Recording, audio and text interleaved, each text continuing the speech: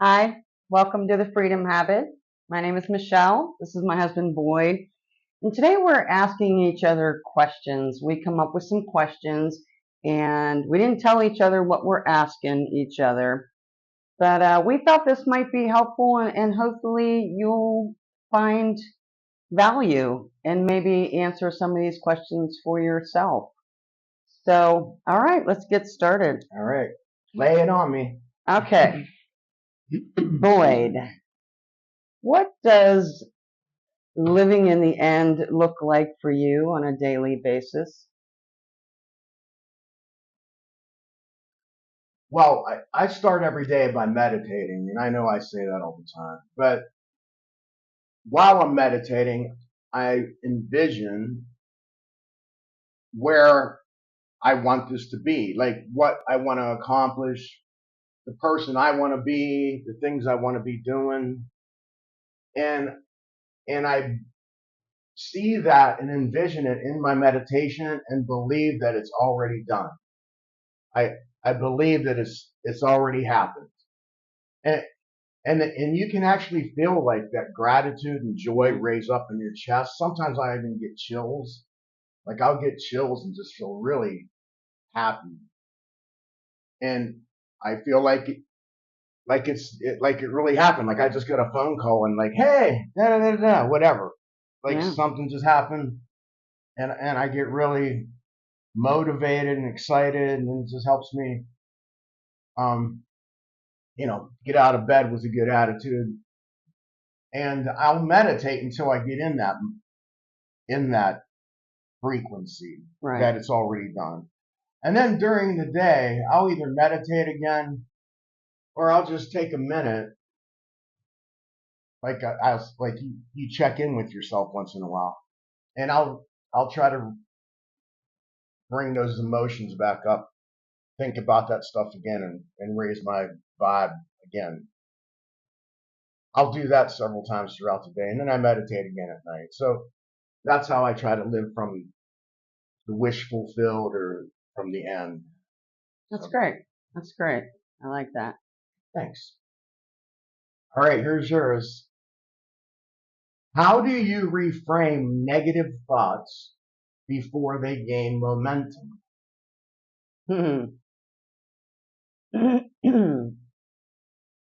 Okay, I try to be very vigilant now and listen to my self talk. That's usually where a lot of the negative thoughts come from. So when I catch myself, um, with negative thoughts in my mind, I remind myself and I check them to see, should I even be believing this? Is this even true? And that's helped me tremendously because I'm finding a lot of the things that I've believed since I was a child uh, really are no longer part of my personality, identity, and where I want to go. So I take a moment and I purposely reframe that. I reframe that and think of something positive that I can say to myself instead of the old familiar negative response that I used to have for so long. So that's really what I try to do is really catch myself and be aware of my negative self-talk and start putting in some positive programming. Right. And that's why awareness is so important. Because otherwise, if you run on an autopilot, that stuff just Yeah, rolls around in your head all day. Next thing you know, you're in a bad mood. You don't even know why because that stuff is in the back of your mind. right. You just allowed it to run on autopilot. Right. Good answer. Thank you. I feel Okay. like I'm on Family Feud. Do you? All right. For 100 points. What do you tell yourself when doubt creeps in? Huh. Well, the first thing I do is realize it's a lie and that it's part of the program that was put there many, many moons ago, and it wasn't put there by me. And I lived with it for 40 years or more, 50 years probably. and that it's just some old emotion coming up to try to take me back to the familiar. Right. I tell myself that, and then like that's not me. Like I just literally will say that's not me, because we aren't our thoughts. Our thoughts are not us. So that's just a thought that popped up in my head. So I realize that that's all it is, and then I try to. I want to say gently because otherwise you're kind of fighting against. You don't want to like fight against it because then you get like in a mind argument with yourself. Just kind of focus somewhere else. Try to get myself out of that vibe and focus on something positive or at least something neutral. Right. That You know. sounds like good advice. Thank you. I like it.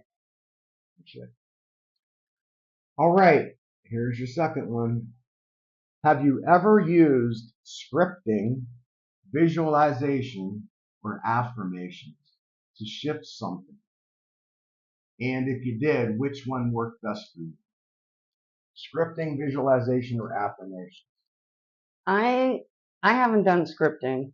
I've done visualization and affirmations. Um, I think what worked best for me was visualization. Now I love affirmations and I still do them, but I think what actually works is the visualization, if I can say that right.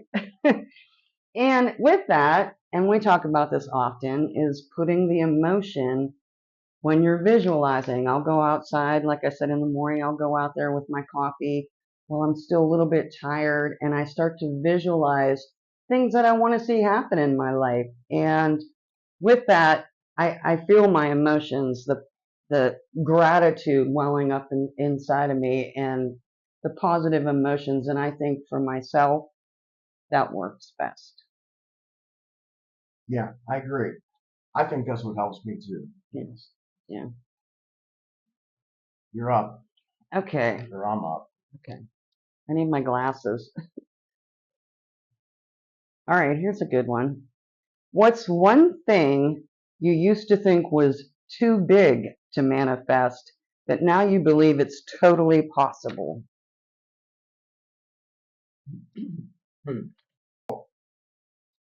I never thought I was going to get a degree,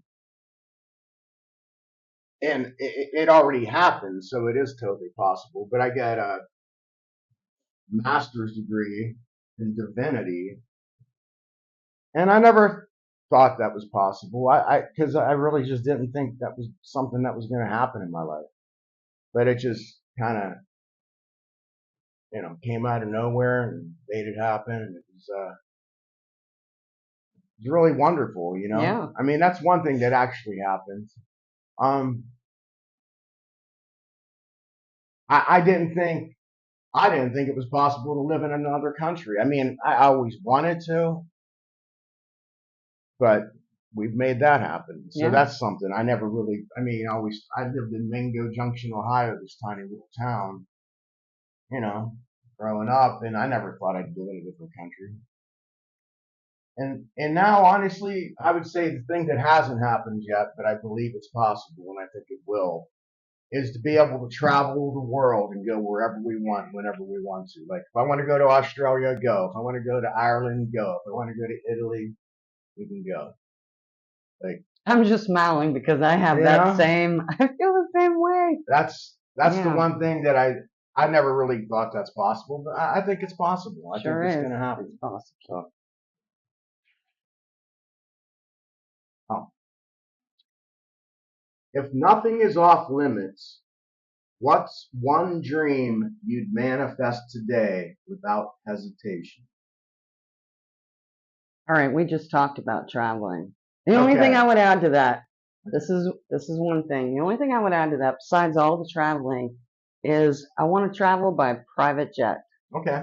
That's my desire. Better That's what yet. I want to manifest. I Better don't yet. want to I don't want to go coach anymore. I don't want to get on these planes with At least business class or first class or something. first class. I don't even know about business class. I'm just seeing all these videos with chaos and I'm like, you know what? Yeah. I don't want to be in that vibe anymore. So yeah, that's You want me to ask you another one since that one was kind of repetitive? no. Okay. You're up. No, that's good. Okay, let's see. Glasses. When did you first start practicing the law of attraction or law of assumption, and what drew you to it? It was in January of 2023. We had just come back to America in November. Mm-hmm. And in November, I also turned 61. So I was 61 years old when I first discovered this. How I discovered it? This isn't why I started practicing it, but this is how I discovered it. I was watching the Ed Milet show, and he interviews people. Yes. I really like the Ed Milet show. You should check it out. And he was interviewing Dr. Joe Dispenza. And Dr. Dispenza talked about all these healings and all these wonderful things and how you can change your mind and change your life and break the habit of being yourself. That's basically it. Like, overcome yourself and be the master of your own emotions and your thoughts. And I found that really intriguing. And without going into too much detail, a lot of bad things happened once we got back to America. A lot of really bad things with personal stuff. And I got horribly, probably clinically depressed. And I didn't go to a psychiatrist. But I stopped drinking all of January, and I just started meditating. I meditated hours and hours. I would meditate at night. I would meditate in the morning. I would meditate in the afternoon. I would meditate 4 or 5 times a day because I wanted to change, and I also wanted to get back to Thailand really bad because I was so unhappy over there. I was so unhappy with all the stuff going on. Mm. And you know what? Dispenza talks about that too. Like, you almost have to come to a sickness or some kind of death experience, losing your job, being betrayed by people you thought you would never be betrayed by, like really devastating things that actually make you kind of step outside of yourself and really take a look at yourself and go, I don't want to do this anymore. I don't want to be this person. Yeah. And so and you know what the thing is you don't have to wait till something horrible happens. He also says that you could do it because you just choose to do it before something bad happens. But I of course waited till something, several things devastated me, and that's how I discovered the law of attraction, law of assumption, was through Joe Dispenza, Ed Milet. And then I started doing his meditations, and it really turned my life around. It really changed me. Within a matter of 3 weeks, I went from being clinically depressed and wanting to lay in bed all day to like finding joy. I started taking Thai lessons online. I actually had a Thai teacher, and then I started writing books, and I was really happy. I found so much joy. And it didn't take that long. From inside. From inside, it wasn't anything external. Because nothing changed externally. It was all from the inside. And that's where you master your emotions. Which, I wouldn't call myself a master of my emotions, but I'm a lot better now than I used to be. So, there you go. I just want to say this. I know this question wasn't for me, but I just wanted to point out, by seeing how much all this work was changing you. I mean, I seen big changes in you with anxiety. Yeah. And I think that's really what drew me to want to learn more about it, because at the time I was working full time. I was really tired, coming home, going to bed early.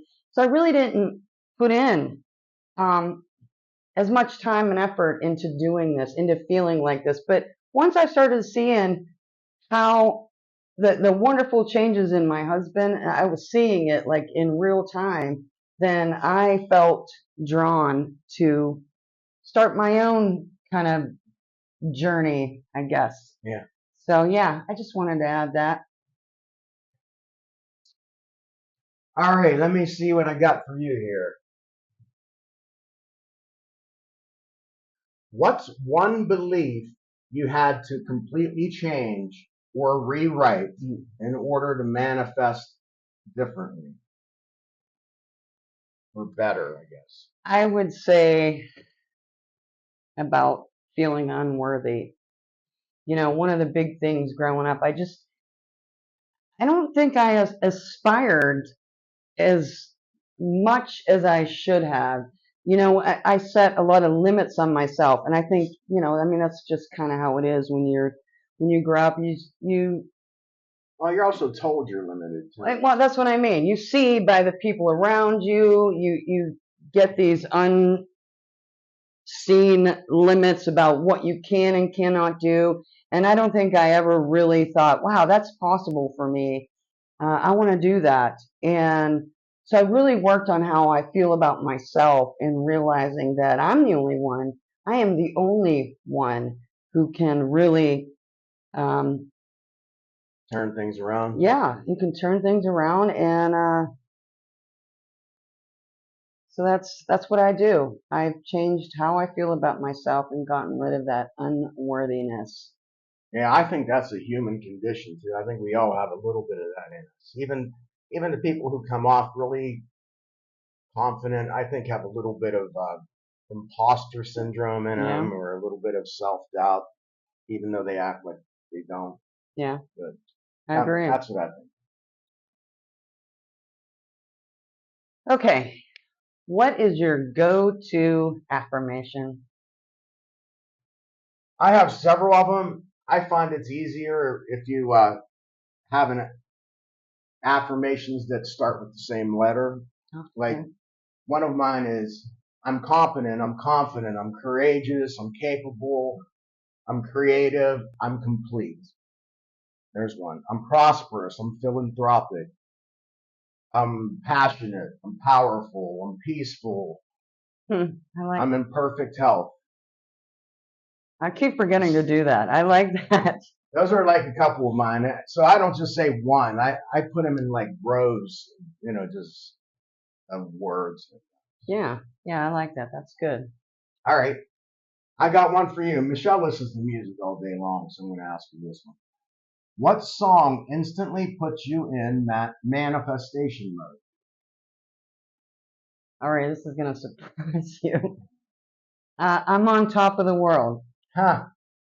That is Mhm. surprising. Top of The Carpenters. the Carpenters. Karen Yeah, Carpenter. some good lyrics.